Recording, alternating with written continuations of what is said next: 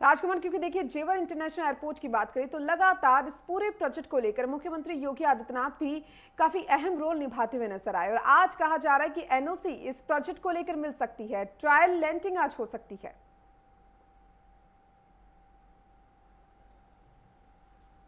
देखिए दीपिका, ये जो प्रोजेक्ट है, इस प्रोजेक्ट की गंभीरता का अनुमान इसी बात से लग जाता है कि अभी तक तकरीबन आधा दर्जन से बार मुख्यमंत्री योगी आदित्यनाथ इसका निरीक्षण कर चुके हैं।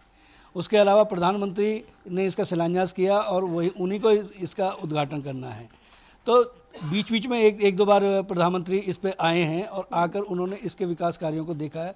मैं आपको इतिहास के पन्नों को अगर हम पलटते हैं तो ये जेवर वही इलाका है कि यहाँ अगर बात करें हम गौतम बुद्ध नगर की, 1997 में गौतम बुद्ध नगर बना।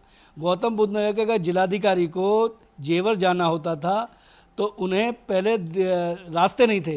रास्ते इसलिए नहीं थे क्योंकि सड़कें थी नहीं, तो उन्हें पहले दिल्ली आना होता था, दिल्ली के बाद हरियाणा, और पलवल में झुप्पा एक जगह पड़ती है जो गौतम बुद्ध नगर का अंतिम गांव है, मतलब उत्तर प्रदेश का अंतिम गांव बॉर्डर पड़ता है, और वहां से जेवर जाया करते थे। लेकिन आज जेवर की दूरी अगर हम बात करें नोएडा से तो मात्र 60 किलोमीटर रह गई और मेरे ख्याल से 1 घंटे से भी कम समय में आदमी वहां पहुंच सकता है। तो ये जो एक्सप्रेस वे है, जो एक्सप्रेस वे ग्रेटर नोएडा को आगरा और आगरा के बाद लखनऊ उत्तर प्रदेश की राजधानी से जोड़ता है, उस पर विकास की बड़ी परियोजनाएं हैं।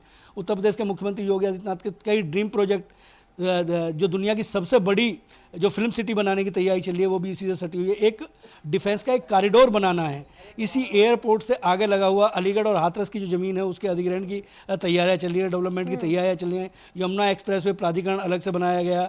इसको चलाने के लिए, ये जो एयरपोर्ट है इसको बनाने के लिए टाटा जो है, टाटा के जो इंजीनियर हैं, टाटा की जो टेक्नोलॉजी है उसके थ्रू इसको बनाया जा रहा है और तमाम जो विश्व के अच्छे विशेषज्ञ हैं उनका इसमें कहीं ना कहीं योगदान है। और एक कंपनी है, उस कंपनी के साथ टाई अप करके आज की जो ये लैंडिंग की जो बात चल रही है, इसके लिए केवल नागरिक उड्डयन मंत्रालय से एक परमिशन की आवश्यकता है, क्योंकि कोई भी लैंडिंग करनी होती है। हालांकि ऐसा नहीं है कि लैंडिंग नहीं हुई, पहले भी एक बार इस पर लैंडिंग हुई है, लेकिन क्योंकि कोहरे का समय है, इस समय AQI जो है उसकी स्थिति बहुत अच्छी नहीं है, इसलिए एक फर्दर NOC जो है उसकी आवश्यकता है। और अभी तक जब हम खड़े हैं इस समय तक अभी तक कोई NOC मिली नहीं है, लेकिन आज शाम तक, आज दोपहर तक इसके NOC मिलने की संभावना है। तो या तो ट्रायल आज होगा, और आज अगर नहीं होता है NOC मिलने के बाद फिर एक समय निर्धारित कर लिया जाएगा, तय समय पर इसमें जो है इसका ट्रायल होगा। और ये एक कार्गो के लिए एक बनाया जा रहा है। देखिए पूरे अगर हम उत्तर प्रदेश की बात करें तो ऐसा जेवर को बनाने के, जेवर एयरपोर्ट को बनाने के लिए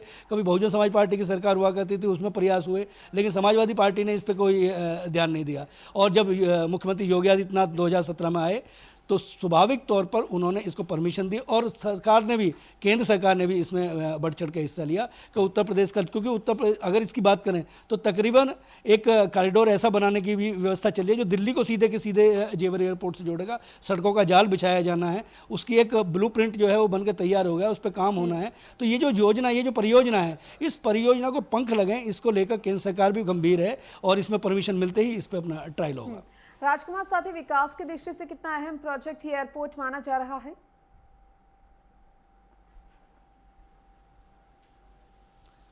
देखिए दीपिका, निश्चित तौर पर डेवलपमेंट होना है और इसका अनुमान इसी से लगाया जा सकता है कि इस समय उत्तर प्रदेश जो है वो विकास के एक नए आयाम स्थापित कर रहा है। इंटरनेशनल कई सेमिनार, कई जो बड़ी जो कार्यक्रम हैं वो एक्सपो मार्ट में हुए, उसमें प्रधानमंत्री का आगमन हुआ है, मुख्यमंत्री योगी आदित्यनाथ लगातार आ रहे हैं। मतलब अगर मैं बात करूं तो 2017 से मुख्यमंत्री योगी आदित्यनाथ तकरीबन 20 बार जो गौतम बुद्ध नगर है उसमें आए हैं और एक्सपो मार्ट में बहुत बड़े जो कार्यक्रम हैं, उन कार्यक्रमों में बड़े उद्योगपति इसलिए आ रहे हैं कि उनको इस क्षेत्र में आकर उनको ज़मीन दी जाए और ज़मीन देकर एक बड़ा इंडस्ट्रियल हब बनाया जाए, ताकि देश को समृद्ध बनाया जाए, सक्षम बनाया जाए, सबल बनाया जाए, आर्थिक रूप से संपन्न किया जाए। क्योंकि ये जो इलाका है, अगर इस इलाके की बात करें दीपिका, तो ये 2 आब का इलाका है, एक यमुना और हिंडन जो है उसके बीच का ये सारे का सारा इलाका है। और एक दौर इसका अगर इतिहास इस क्षेत्र का, वो बहुत महत्वपूर्ण इतिहास रहा है कि देश में जो क्रांतिकारी थे उन क्रांतिकारियों को भी यहाँ छिपने की जगह मिला करती थी। लेकिन आज देखिए उस जगह को डेवलपमेंट करने के लिए शहीद पार्क बनाए गए हैं ताकि उन शहीदों को भी याद किया जाए। भगत सिंह जैसे लोग जो है, नलगढ़ा एक गांव पड़ता है, उसमें उन्होंने जो असेंबली में बम बनाया, वो जो फेंका, उसको यहाँ पे बनाया गया। तो ये जो क्षेत्र है, इस क्षेत्र का सर्वांगीण विकास करने के लिए उत्तर प्रदेश के मुख्यमंत्री योगी आदित्यनाथ और प्रधानमंत्री नरेंद्र मोदी जो है, उनकी भी इसमें यही मंशा है कि इस क्षेत्र का डेवलपमेंट किया जाए, बड़ी परियोजनाएं आएँ। क्योंकि अगर हम बात करें गौतम बुद्ध नगर की, तो इसमें होंडा सील, सैमसंग, ये बड़े नाम हैं। इन बड़े नामों को लेकर ये कंपनियां बहुत लंबे समय से चल रही हैं। एस्कॉर्ट, यामा, ये कभी एक दौर था, यामा का RX 100 एक ब्रांड हुआ करता था, वो यहीं डेवलप हुई, वो यहीं उसका निर्माण हुआ। लेकिन इस क्षेत्र का जितना विकास होना चाहिए था शायद उतना नहीं हुआ। और आज अगर मुख्यमंत्री की बात करें तो मुख्यमंत्री ने बिल्कुल निश्चित तौर पर विकास की नई परियोजना की है। ये जो एयरपोर्ट बना है, इसके लिए 7 गाँवों को वहाँ से विस्थापित किया गया है। उन गाँवों के लिए एक स्मार्ट जो विलेज है वो बना के तैयार किया गया है। वहाँ पे एक जगह उन्हें बसाया गया है। कुछ और गाँवों को भी विस्थापित करने की आवश्यकता है, उसके लिए भी निरंतर प्रयास चल रहे हैं। तो ये जो परियोजना है, इस परियोजना के आसपास, क्योंकि जब देखिए अगर कहीं एयरपोर्ट होगा तो उस एयरपोर्ट के आसपास निश्चित तौर पर विकास अगल बगल में भी होगा और यहाँ के लोगों को बड़ी संख्या में रोजगार देने की तैयारी हो रही है। देखना बड़ा दिलचस्प होगा कि ये कब तक पूरा होता है। लेकिन मुझे लगता है कि शायद 2025 में अप्रैल में इसका जो ट्रायल है वो होना है और जो इसका संचालन है, वो संचालन की पूरी तैयारी करनी है। 85% इसका काम जो है निर्माण का हो चुका है। NOC मिलते ही जो फाइनल जो डिसीजन है वो लेने हैं और उसके बाद फिर निश्चित तौर पर विकास की एक नई गंगा यहाँ पे बहेगी। चलिए, बहुत बहुत शुक्रिया आपका राजकुमार, तमाम जानकारी को विस्तार से साझा करने के लिए बहुत बहुत शुक्रिया।